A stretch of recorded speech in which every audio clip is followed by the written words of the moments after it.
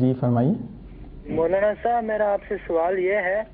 کہ آپ شیعہ لوگ ہاتھ کھول کر نماز کیوں پڑھتے ہیں، جبکہ میں خانہ کعبہ گیا، مسجد نبوی میں گیا، سب ہاتھ باندھ کر نماز پڑھتے ہیں؟ کیا آپ ہاتھ کھول کر نماز پڑھنا قرآن سے ثابت کر سکتے ہیں؟ جی میرے بھائی دیکھیے،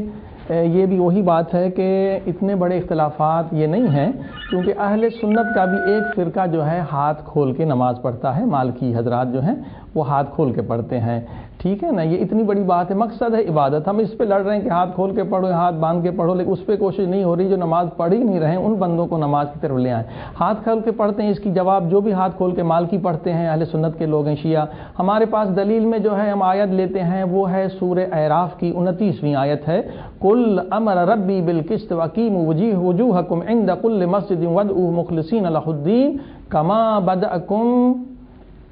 بدکم، یعنی یہاں پر خداوند عالم نے طریقہ بتایا ہے